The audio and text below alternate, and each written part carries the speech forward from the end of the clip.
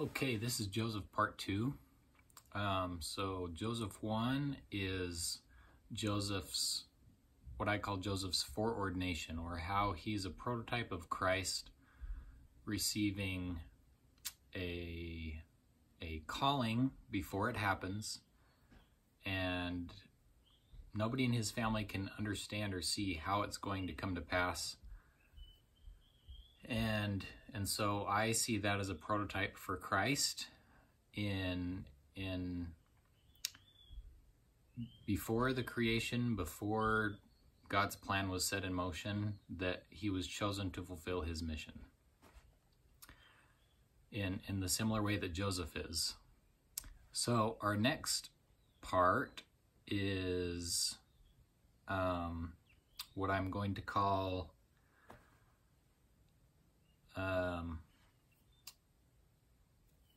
the Joseph being sent by his father, and because I see this section in Genesis chapter 37 as Christ's mortal ministry, his being betrayed, his being slain or killed, and his being thrown in the pit, and then there's a little bit of resurrection imagery. So let's start in verse 12.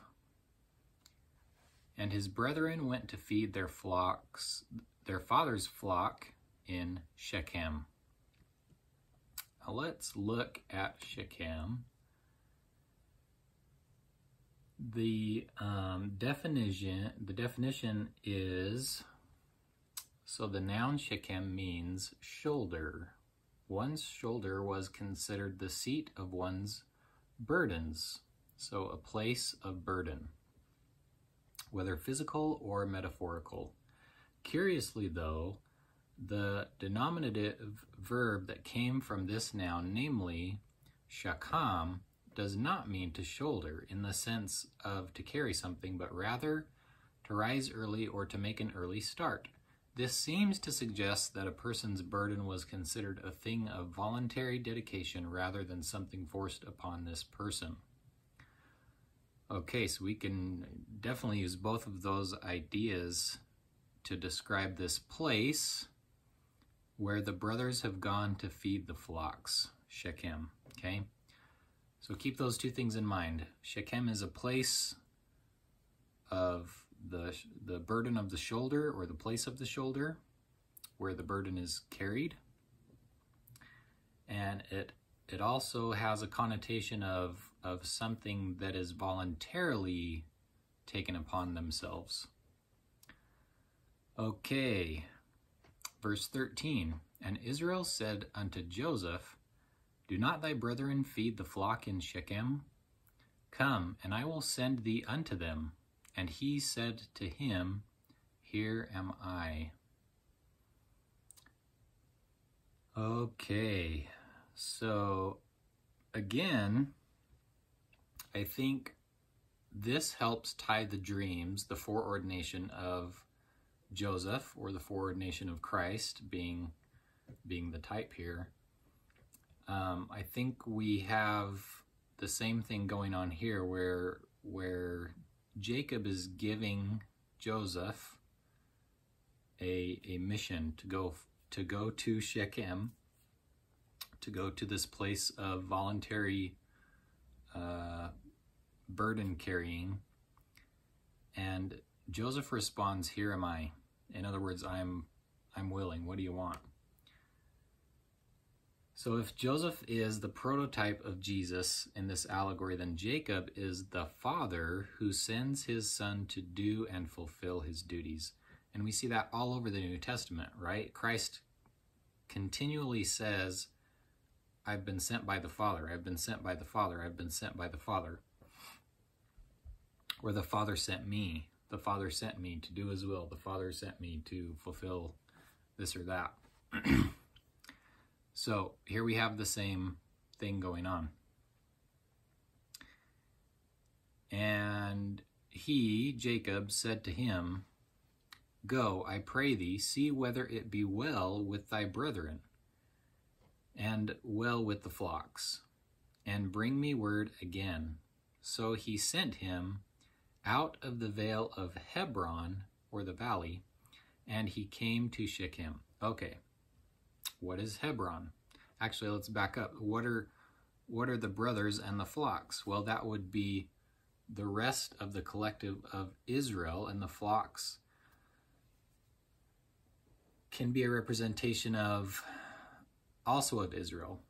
So in other places in the prophets, in Isaiah and Jeremiah and Ezekiel, in other writings of the prophets, later on we'll see that clean animals, or animals that are considered clean, are metaphors for Israel, who are considered clean. Whereas Gentiles are represented by a metaphor of an unclean animal, like a lion or an ass or something like that. So right here, again, the brethren parallel with the flocks. And this is actually a pretty good little parallelism, because he says, see whether it be well with thy brethren and well with the flock. So he repeats and uses two different words. And so that can be seen as a parallelism. And bring me word again. So anyone who's been through the temple, that should ring a bell. He sent him out of the vale of Hebron, and he came to Shechem. Okay, what is Hebron? Shechem, remember, is the place of burden, where a burden is voluntarily carried out. And what is Hebron? And most of these names, I like to pull my names from a site called Abarim Publications, and I've copied and pasted some, if not all, of the name definitions, how he defines the words. Sometimes I use him, sometimes I use Jeff Benner's work, but I like how they get down to the Hebrew roots, and then how they branch out to other related words to help understand the idea of the word, the idea of the name, and that helps a lot with what it can represent, right? So Hebron, this means to bind by joining or coupling together. It is often translated as the place of association. Okay, so picture this in your head. They're in Hebron, the place of association. Well, who is associating? Joseph, the son, associating with Jacob, the father. And he leaves the place of association. The father sends him out of the place of association, right? Out of the presence of the father, to Shechem, or the place of burden, the place where the burden will be voluntarily carried out.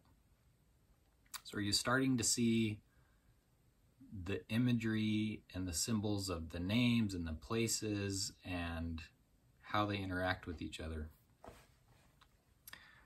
All right, 15. And a certain man found him, being Joseph, and behold, he was wandering in the field.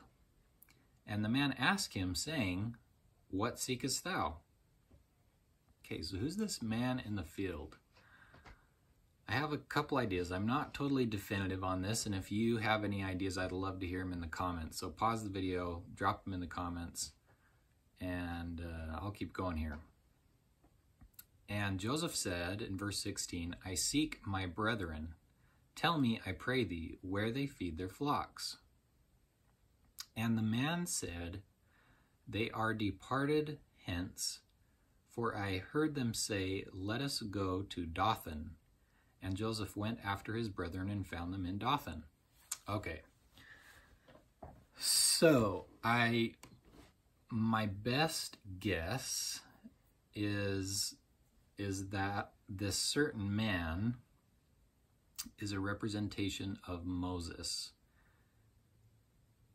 First being that he was wandering in the field, and that the word wandering in Hebrew, the word lost, I don't have, let's see, is ta'a. I have a T, and then like the E sound, and then the H. Hold on, let me grab my dictionary. I'll see if I can find it.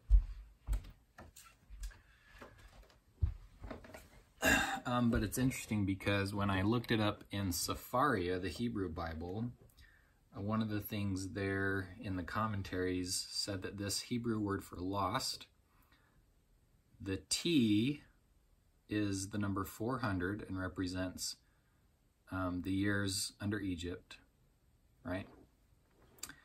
And the second letter, the E, is the representation of the number 70. So there's a little bit of gematria, which I'm not really good at. But 70 and is related to the years that Israel was under Babylon. And then the last number, the He, the H sound, is this commentator assigned it because it's a 5. Well, I don't know why, but it's a 5, and so they somehow associate that with Rome. I'm not totally sure about the Rome part, but the Egypt and the Babylon, that makes sense, the 400 and the 70. And again, those are the numerical representations of the letters in the Hebrew word for lost or wandering. So a certain man found him, and behold, he was wandering in the field. Okay, so I think it could be Moses because of Moses wandering, right? That's kind of what his, like all his books are, they're wandering in the wilderness. It's the Exodus, right? The other reason I think this man could be Moses is because of where he says that his brothers have gone. So I heard them say, let us go to Dothan. That's verse 17.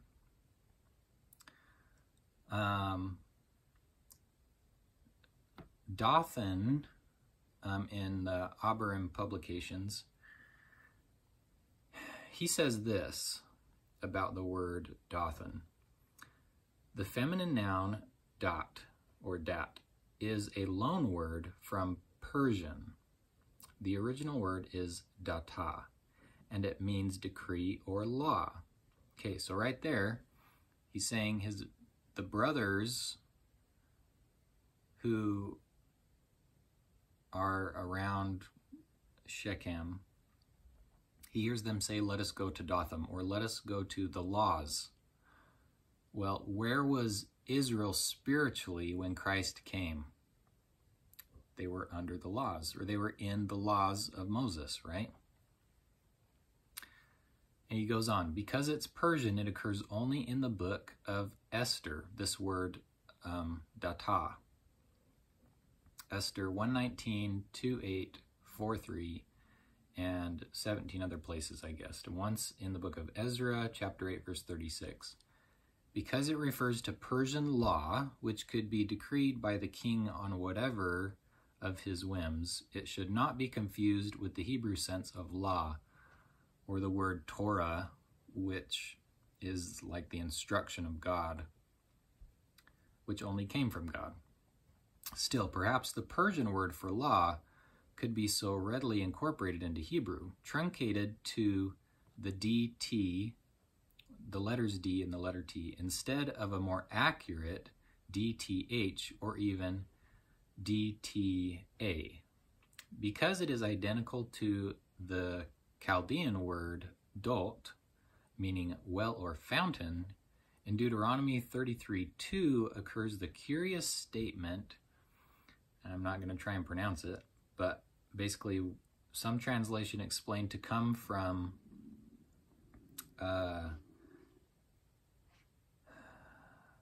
the word meaning mountain slope, but others interpret as a fiery law for them.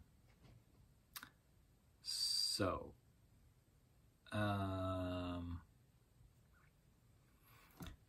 Dothan also, if you look it up, you may also get the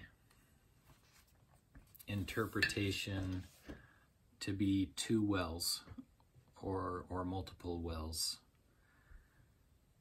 And either one, I think, works. It kind of changes the context. I think if you go with the laws, Dothan, from this Persian word,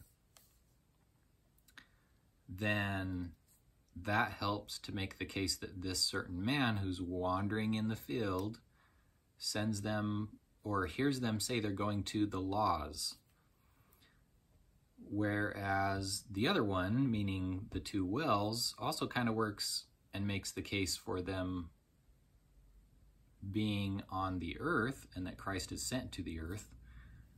Because if you think about the world, there are two major wells, the Atlantic Ocean and the Pacific Ocean. And Joseph went after his brethren and found them in Dothan. In other words, he found them in the laws,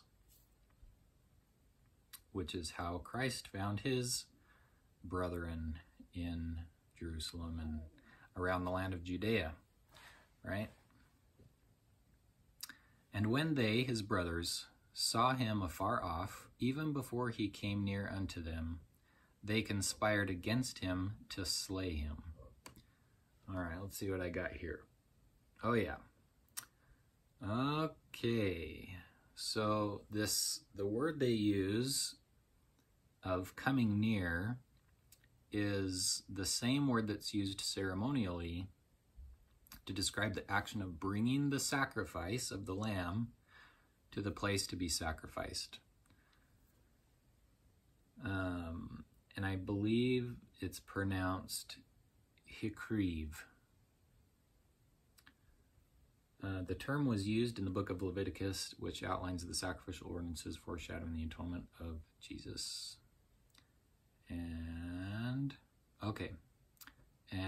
And then they conspire to slay him. So right here we're starting to get sacrificial imagery, right? We've got a bringing near. They're conspiring to slay him. And in verse 19, and they said one to another, behold, this dreamer cometh. And this is just an interesting note. When I looked up the Hebrew for this dreamer, I noticed there was the word Baal before the word dreamer. And so you get, if you were to translate this mechanically, it would say something like, and they said each to his brother, look, the master of the dreams is coming. Which is interesting considering that Jehovah, as Joseph and Daniel say, when the kings have their dreams, they say the interpretation is God's to give. So here the brothers are calling Joseph the master of the dreams and that he's coming. All right. Verse 20, come now therefore and let us slay him and cast him into some pit, and we will say, some evil beast hath devoured him, and we shall see what will become of his dreams. Ah, yes. Okay, so they want to slay him, they want to cast him into a pit. What does that remind you of? If that isn't just screaming the story of Jesus being slain and being put in the tomb, then I don't know what else will. And some evil beast hath devoured him. So reading this the other day, I actually thought that reminds me of a scripture in the Book of Mormon, which says, speaking of the evil beast that they are claiming will devour him, how great the goodness of our God, who prepareth a way for our escape from the grasp of this awful monster, yea, that monster death and hell, which I call the death of the body and also the death of the spirit. And because of the way of deliverance of our God, the Holy One of Israel, this death of which I have spoken, which is the temporal, shall deliver up its dead, which death is the grave, and this death of which I have spoken, which is the spiritual death, shall deliver up its dead, which spiritual death is hell. Wherefore death and hell must deliver up their dead, and hell must deliver up its captive spirits, and the grave must deliver up its captive bodies, and the bodies of the spirits and men will be restored to one another, and it is by the power of the resurrection of the Holy One of Israel. So for me, this beast, the evil beast that we see here in the Joseph story, that the brothers are conspiring to claim killed Joseph, has a type in that the evil beast that Christ overcomes is death and hell.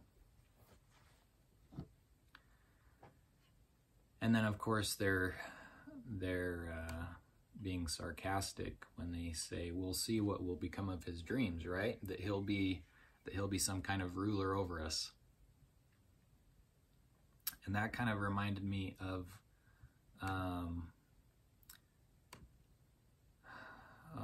let's see, in the I mean, there's places in the end of Christ's ministry when he's going through the ceremonial process of being sacrificed, where some of the people are saying, you know, why don't you save yourself? Or if you are the Son of God, then save yourself. Kind of like the brothers here are saying, we'll kill him and then we'll see what becomes of his dreams if he really is going to rule over us. Verse 21, and Reuben heard it, and he delivered him out of their hands, and said, let us not kill him. And Reuben said unto them, shed no blood, but cast him into this pit that is in the wilderness, and lay no hand upon him, that he might rid him out of their hands, to deliver him to his father again. All right. So here again in our allegory, we get imagery of the world being a type of wilderness outside the presence of the Father, where the pit is, where Christ has to go to suffer and die, you know, in this fallen world. That's where he is going to be cast. Verse 23, and it came to pass, when Joseph was come unto his brethren, that they stripped Joseph out of his coat of many colors that was on him. All right, what is that all about? So this reminded me of Matthew 27:28, where it says, then released he Barabbas unto them, this is Pilate, and when he had scourged Jesus, he delivered him to be crucified. Then the soldiers of the government took Jesus into the common hall and gathered unto him the whole band of soldiers, and they stripped him and put on him a scarlet robe. All right. So they stripped Joseph out of his coat of many colors, or coat of stripes, his ceremonial coat, his coat of authority. Verse 24, and they took him and cast him into a pit, and the pit was empty, there was no water in it. Why mention that? So the word pit is synonymous with the word well or cistern. So here we get death by water imagery, just like in the story of Jonah, just like in the symbolism of baptism, being buried in the water and then being raised up again. But because there's no water in this well, because it doesn't have any water in it, that is also a symbol of death, because water was life to the ancient Israelites. If you had water, that meant you were going to live. But there's no water in this well. And so this well represents death. This pit represents death. So they're symbolically killing Joseph. They put him in the pit, and verse 25, and they sat down to eat bread, and they lifted up their eyes and looked, and behold, a company of Ishmaelites came from Gilead with their camels bearing spicery and balm and myrrh, going to carry it down to Egypt. Okay, they sat down to eat bread when he died. I don't know if I have I don't know if I have a connection to this other than this relates the death of Joseph with a type of feast, just like with Jesus being the sacrificial lamb, and the relation with him being sacrificed in the Passover.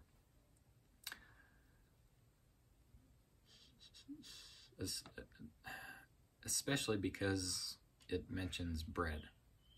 They could have been eating anything. They could have been eating figs. They could have been eating anything, but it's mentioned that they sat down to eat bread. And the Passover is the Feast of Unleavened Bread. Verse 26, and Judah said unto his brethren, what profit is it if we slay our brethren and conceal his blood? What is that all about? Let me keep going. Come and let us sell him to the Ishmaelites, and let not our hand be upon him, for he is our brother and our flesh, and his brethren were content. All right. I think this is a parallel, like perfect to Judas Iscariot, right? Who you can see could have totally been thinking this when he betrays Jesus. You can debate whether he knew what the priests were going to do with Jesus when they had him, but you can almost imagine him in his mind thinking the same kind of thing that Judah might be thinking in his mind. What profit is it if we slay our brother and conceal his blood? Let us sell him to the Ishmaelites. So the Ishmaelites kind of being like the rabbinic Jews at the time of Jesus. Let's sell him, and his brethren were content. They agreed. All right, then there passed by Midianites merchantmen, and they drew and lifted up Joseph out of the pit and sold Joseph to the Ishmaelites for 20 pieces of silver. So there's the exchange, and they brought Joseph into Egypt. What is Egypt? What does Egypt represent? We're going to get to that. Verse 29. So apparently Reuben had been gone, because it says, and Reuben returned unto the pit, and behold, Joseph was not in the pit. And he rent his clothes, and he returned to his brethren and said, the child is not, and I, whither shall I go? And they took Joseph's coat and killed a kid of the goats and dipped the coat in the blood. Okay, Reuben. Okay, I've got a translation for Reuben here.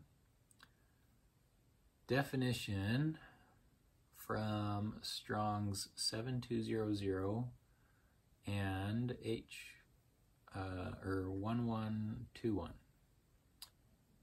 And his name, Reuben, means see ye a son, or behold a son, but probably more like see ye a son. I'll have to look more into that. So it says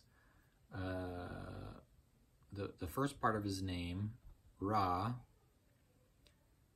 a primitive root, to see, literally or figuratively. Reuben, the eldest brother, foreshadows Peter. Oh yeah, that was my connection. So Reuben going to the pit, right? And Joseph's not there. Exactly like Peter, right? Same kind of type. And Reuben is the oldest brother of the 12. Who's Peter? Peter's the head of the apostles, right? So when Reuben runs to the tomb, he finds it empty. That's in John 24, 3, 4, 5, 6, 7. For they ran both together, and the other disciple did outrun Peter, and came first to the sepulchre. And he, stooping down and looking in, saw the linen clothes lying, yet went he not in. Then cometh Simon Peter following him, and went into the sepulchre, and seeth the linen clothes lie, and the napkin that was about his head, not lying with the linen clothes, but wrapped together in a place by itself. Right? So they keep the clothes, right? The clothes are left behind in the pit or the tomb of Jesus, and here the brothers keep the clothes, the special coat, and then they took Joseph's coat and killed a kid of the goats and dipped the coat in the blood. This act mirrored what would become the scapegoat in Leviticus. One goat would be killed, having taken upon it the confessions of the people. The other would be released into the wilderness. Right? And that's Leviticus chapter 16, if you want to read about the scapegoat. And for me, there's a connection there in verse 31, where Joseph, now we're getting what I call a refraction. I get that word from Jonathan Cahn's stuff, where he talks about the refractions of the Levitical ordinances, the sacrifices. They're refractions of Christ. But in order to show all the different ways that Christ is that sacrifice, they had to have many sacrifices. So here we're getting a refraction where Joseph is in one instance, he's the Savior being sacrificed, the one thrown in the pit, the one who is conspired to be slain, the one who is conspired to be devoured by the evil beast. And then we get a refraction of the atoning blood of the Savior through this goat, which we've got before, right? There's been sacrifices before this. There's going to be sacrifices after this. And so here the blood of the goat is atoning, and Joseph is escaping. And verse 32, they sent the coat of many colors, and they brought it to their father, and said, this we have found. Know now whether it be thy son's coat or no. And the coat, I can see, I haven't looked into this a lot, but the coat I can see can be a representation of Christ's body. Or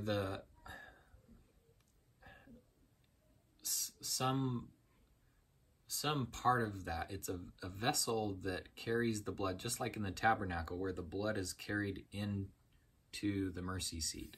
Well, here the blood is being carried back to Jacob, right, on this cloth.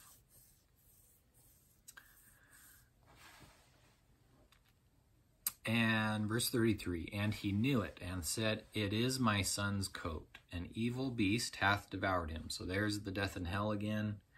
Joseph is without doubt rent in pieces. Let me see if there's something there. No. Nope, I don't have anything for that. And Jacob rent his clothes and put sackcloth upon his loins and mourned for his son many days. And all his sons and all his daughters rose up to comfort him, but he refused to be comforted. And he said, for I will go down into the grave unto my son mourning. Thus his father wept for him, and the Midianites sold him into Egypt unto Potiphar, an officer of Pharaoh's and captain of the guard.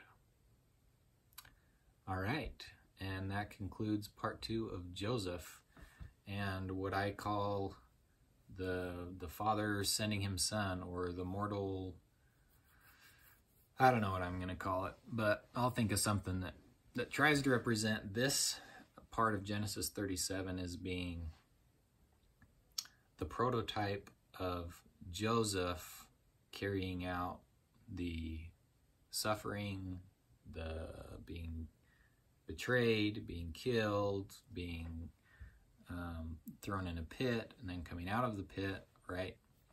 Which are all very reminiscent of Christ. Well, I hope you enjoyed that.